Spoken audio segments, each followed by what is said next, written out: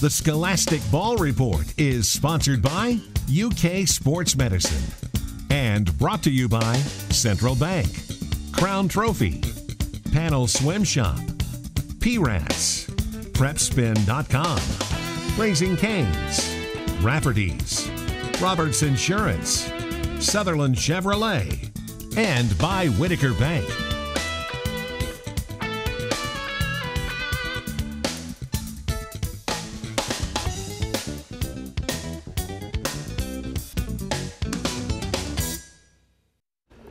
And welcome into the Scholastic Ball Report. Gary Ball with my high school intern, Cole Wilson, out of Model. And always great to have you on the show. You're my star intern. I'm glad to be here. I'm just glad to be here. You know, we've got on the show today from just down the road here, Douglas High School. All they've done is crack the AP Top 10 with the big class of 6A. New school, that's crazy. Unbelievable. They're showing a lot of good potential. Coach Jeff Poe is here. He's a defensive line coach over there. He's going to tell us about that great defense and some other great young men that are in the studio with us. Also, our feature, well, we're looking forward to this because it's on one of the young men. He's not the biggest guy in stature, but he's one of the best running backs in the state. Reminds me a lot of Damian Harris out of Madison Southern. Yes, he does. We're talking about Western Hills, Rondale Robinson. That's coming up. Our scholar athletes hail from Richmond Model. That's your high school. You know a little bit about these two guys, don't you? Jared and Patrick, a couple of my buddies, both seniors. They hold 4.0 GPAs, Governor Scholars, and National Merit semifinalists. They're great guys. So. Well, I was not either one of those. You're probably a couple. I can't speak to any of those. I can't speak to those, but that's great to have them. They'll also get a plaque from Crown Trophy.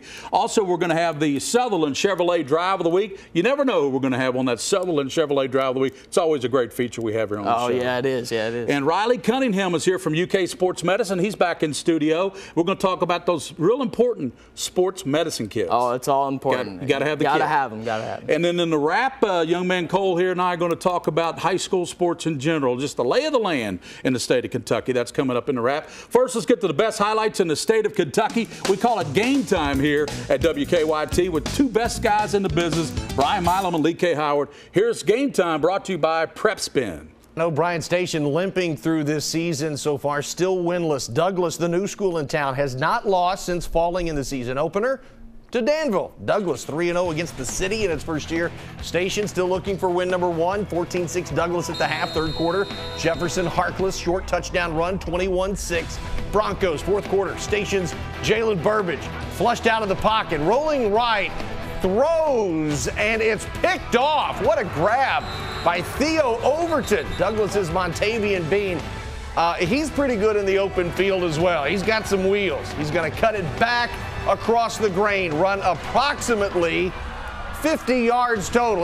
Well, it's about 100 yards when he goes sideways, the side here and there, gets down at the 20.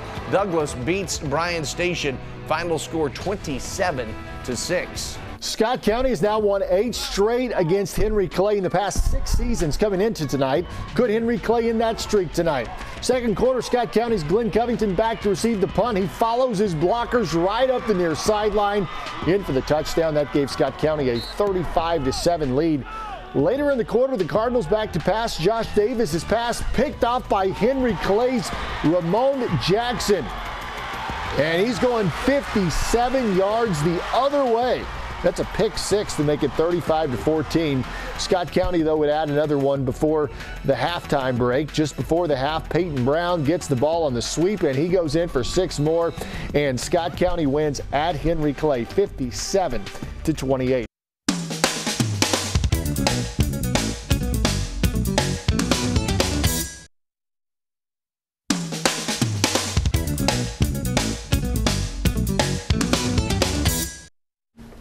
Welcome back in our team of the week. It's Frederick Douglass from right down the street here with my intern Cole Wilson, Gary Ball. Want to thank Roberts Insurance also. They're out in Richmond. You probably know about Roberts Insurance, don't you? I do. I drive past it pretty often. Every day. 40 years they've been in business, and they also they insure about 3/4 of this great state of Kentucky. Speaking of this great state, new high school. But yes, you know what, Coach? New attitude. Coach Poe's with us, and new attitude there. And I tell you what, you guys you're breeding a winning recipe there, Douglas. Trying to get it right. That's right. Well, has it been a pleasant surprise to you as a coach there? I have to say yes and no.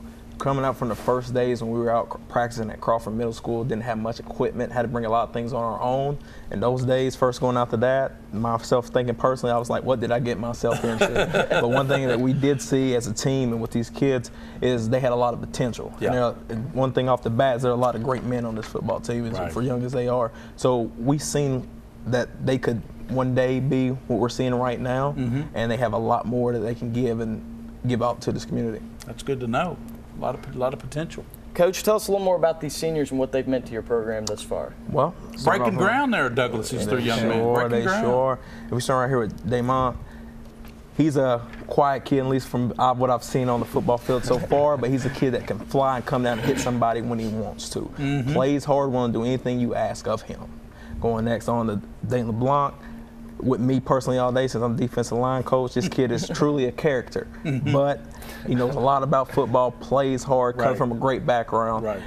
Sometimes when I'm going through drills and everything else, he comes in and he coaches for me. He's doing things for me, and I really appreciate having him here. Right. And another jokester that we have. Committed to North Texas? Yes, sir, yeah, he is. Congrats. Great talent right there. And the next one, Malik Trigg right here, another character that we have, a little goofy around the edges and everything. Good hands, right? Good hands. He's the all-state team. He is. But he's doing a lot of good things right now. I've seen him improve a lot since we first got him. He's going to keep on improving and doing big things on the football field for us. Got to ask you, Damon. Coach, there, great synopsis of you three guys and what you bring to the team. What's it like? What do you like most about playing for a new program and breaking ground there, Douglas? What's been the best thing for you? I really like everything about the school, like everything about my team. We all build up team chemistry over time, like bring each other together, hold each other accountable, pick each other up whenever we're down. Just do what we got to do, finish every play. Sounds like what Coach Poe said. You guys kind of checked the egos at the door there at Douglas High School. Everybody's in for team, and there's no I in team, right, Coach? Exactly right. All right. Sorry, I didn't mean to take your time. Dayton, being a defensive lineman, do you feel like teams have underestimated you or they've never seen the defensive line of Frederick Douglass before? I would say that they do underestimate us, but after the week 1 loss we had, I can see why. But we're improving each week. We make adjustments when need be, and we just improve at the stuff that we do ourselves, and we're focused on ourselves more than anything else. It's a good attitude to have. Malik, I got to ask you. You came over from Bryan Station, where you had a nice career there last year. Now you're at Douglas. What qualities have you brought to the team at Douglas in its first season there as a football team? Well, with it being the first season, the main thing having to bring it in was leadership. Being a leader for the younger guys coming up, just when we're in practice, keeping up the intensity so everyone stays on track, no one's slacking off. So just got to keep everything going. I would pay attention to you. I'll just say that right now. I would pay attention to Malik. Would you, Cole? I would. I'm already paying attention to him. There we go. Impressive. Coach Landis, has the improvement of this team been direct? Coach Poe. Oh, I'm sorry, Coach Poe. I'm sorry. Coach Landis couldn't make it. I'm sorry. Good. Has the improvement of this team been a direct result from hard effort? It's been hard effort, hard work, discipline, accountability. It's been a lot of things. And these kids have truly embraced the process. And it's keep on bringing the momentum and knowing every day I have to go to work. You get lax, you're allowing for somebody to come into your house or go into somebody else's house and beat you. And we're not letting that by no means happen at this program. Right. Well, y'all doing a great job, young men. Thank you for joining us on the show, and we'll look forward to having you on Prep Spin. We're doing PrepSpin.com. Folks got to watch your game Friday night. High definition. There we go. Thank you, Coach. That's Thank you. Coach Poe, the defensive line coach. Coach Landis had a commitment. Sorry about that, Cole. But Coach Landis did have a commitment tonight. And now we're going to this feature. It's on that young man at Western Hills we told you about. He's one of the best running backs in the state of Kentucky to come along since Damian Harris.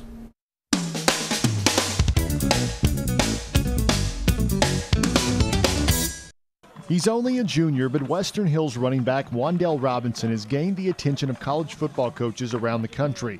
Robinson already has offers from Kentucky, Louisville, Duke, Cincinnati, Purdue, Virginia, and Syracuse, and others could be on the way. He's doing his best to enjoy the recruiting process. Yeah, I like it, and then sometimes I don't, because now that everybody knows who I am, I get double, triple teamed, and it kind of gets a little hectic and aggravating. The double and triple teams haven't seemed to affect his play on the field. Last week in a win over Woodford County, Robinson rushed for 328 yards and 5 touchdowns on just 15 carries. You know, I say a lot of times he makes coaching offense really easy. Sure. You know, when all else fails. I mean, it's, you know, most guys, you know, if it's 3rd and 10, you know, you're looking for a pass play. We're like, well, why don't we just, you know, give the ball to Wandale? He makes it pretty easy to call plays. So, in last week's win, Western Hills only attempted 6 passes and completed 2.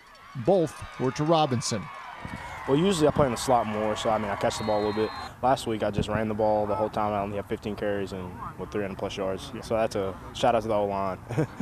One night after his big game, Robinson attended the UK game against Florida. It was great. It was a great atmosphere. It's just the final last minute wasn't the best, but everything was great there. I love all their coaches. He says he plans to make a college decision before the start of his senior year. With this week's Athlete of the Week, I'm Lee K. Howard.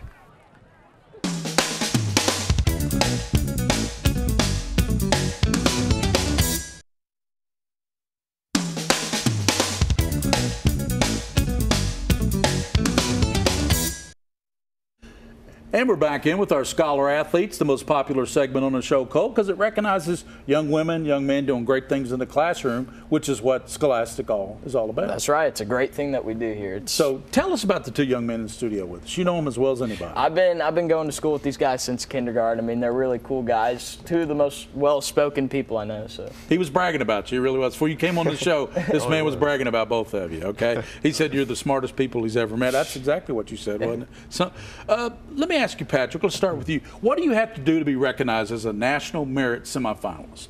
To qualify as a National Merit semifinalist, you have to take a preliminary exam called the PSAT, usually in the fall of your junior year. And then if you meet the benchmarks on that exam, you'll receive a letter from the organization telling you that you qualified. So you can begin the process and ultimately become a finalist. Awesome. Jarrett, how did it feel when you received the news about becoming a National Merit semi-finalist? Well, yeah, I got that letter and I opened it up and I was just blown away, like surprised, because I knew that I had done well on the PSAT, but I never expected to be a semi-finalist. Let's ask you, Patrick. You run track and you hold many school records there at Model. At least that's what I've been told here, okay, by the notes I'm reading. So I trust all that. Right. You're 800-meter region champion. You still maintain a 4.0 grade point average, and you're extremely involved in your community. How do you balance all these responsibilities so well, being a young man as you are? Well, it's really a matter of prioritization and time management. You got to know what's important to you so you know where to invest your time. And then once you do that, you have to figure out how to use your time efficiently to achieve your ambitions. I don't guess we could talk you into being an intern here on the show. I mean, I'm just already sold on your voice, your everything about it. And you too, Jared, but I'm just saying, there is an opening. Well, I know Jarrett plays. Nicole may not like that. No, I know, Jarrett, you play soccer and you're my tennis teammate. You know it. Well, and you keep a 4.0 GPA and you got a 35 on the ACT. That's about 14 points better than me. Wow. So, what exactly do you contribute to making you such a great student athlete? Well, I think, honestly, it's just my positive attitude. And the reason that I'm able to keep going after everything like that is just keep on smiling, keep on trying everything. And the only reason that I have for that smile that I can keep is because of Christ. It's because of my relationship with Christ. And just that gives me just this joy, and I'm able to just tackle everything that comes at me. We still have a little time, so Patrick, I'm going to start with you. What colleges, I know you've got time, but what colleges are you considering attending as a freshman in college? Well, right now I'm looking into Rice University, Duke, Johns Hopkins, perhaps. My goal is to double major in Spanish and molecular and cellular biology, and hopefully become a pediatrician. I'm not sure I can spell that. I mean, I can't. I don't even know if I qualify for any of those schools. So. What about you, young man? What about your college? Again, I'm looking for a Christian university, so I'm thinking Union University, Lipscomb, Liberty, Taylor, places like that. Somewhere with a good computer science program or engineering, because of the fields I'm looking for. Well, with that 35 on the ACT, I would say you probably get your first college choice. Yeah. Well, as you guys know, we told you, Crown Trophy presents a beautiful plaque. Both of you guys will receive one of those from Crown Trophy. They'll personalize, put your name and school in there. Very impressed with what you're doing in the classroom. Keep it up, and thank you for joining us on the show. Thank you. Well, thank you. That's our Scholar Athletes from Motto High School, doing great things in the classroom. And also Cole Wilson, he's a pretty good student over there too. I know that. Trying to be. And now we're going to the Sutherland Chevrolet Drive of the Week as we head down Nicholasville Road.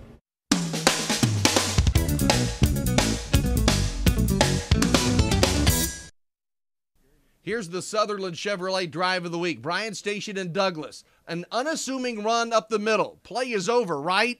Wrong. The ball squirts loose and Chris Benton picks it up. Nobody knows he's got it until he gets past midfield, and the 300-pounder rumbles 90 yards for the touchdown.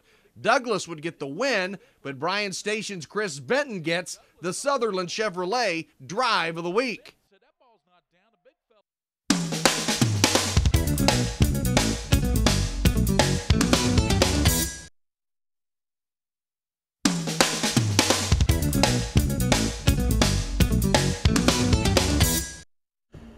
Welcome back into our UK Sports Medicine segment. With me, my intern Cole Wilson out of Model. I tell you what, your Model guys were well spoken. Oh, they are. They are some of the best guys I know for sure. And Riley Cunningham's with us. He's also well spoken. Thank you, Riley, for joining us on the show.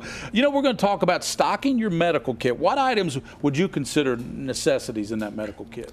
Well, basically, my medical kit is just an extension of like a first aid kit. So definitely first aid items like scissors, bandages, Band-Aids, items like that definitely are a top priority. Then you can kind of go into stuff like different types of tape. You want to go with athletic tape, a PowerFlex tape, or Power tape.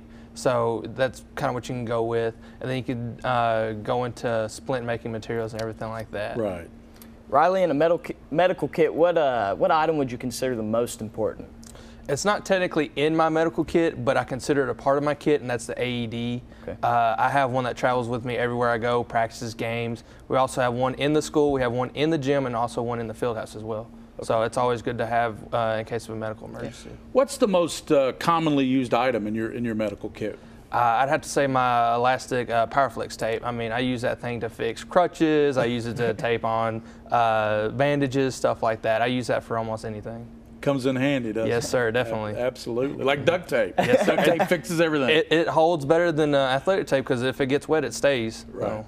Now, Riley, if a coach or parent were to make their own medical kit, what tips exactly would you give them? I'd definitely start out with looking at different types of kits. Let's say you have 50 athletes, you want a pretty big kit, that way you can fit a lot of items in there. Now if you only got, let's say you have golf or something like that where there's not a whole lot of kids, you can go with the smaller kit, and there's all different attachments and everything like that. So kind of do your research on what kind of kit that you want. Right. And also with stocking it, I would rather have it and not need it than need it and not have it. Exactly. So those are kind of a couple tips I'd go with. Great information, great tips there, Riley. Thank you very much. Riley Cunningham with UK. There's their website and their phone number. They got the walk-in clinic, and Riley's there to help you with all your kit needs on your medical kit. Now we're going to these final highlights. These highlights of Game Time brought to you by PrepSpin, the leading digital network in the state of Kentucky. Last year, East Jessamine won the first football district title in school history, beating the 4 district opponents by a total of 19 points. Mercer County, with the exception of one hiccup this year, they've been scoring points in the bunches this year. So let's take a look. A little payback maybe from last season? I don't know. Quick jump in this year's district race. The Titans' first possession. Ryan Gill comes up with the pick for the Jags. It's a floater. Mercer County would get the football right back. It's a double reverse flea flicker. I think we saw this last week, right? Gunnar Gillis to NKU basketball commit. Trayvon Faulkner, 72 yards. Yeah, I'm pretty sure we saw that a couple weeks ago. 7-0 Mercer. Connor Hearn, 7 yards out. Gonna bust his way in there. Tied at 7. East Jess led 23-7 at the half, and the Jags do it to the Titans again, 30-20.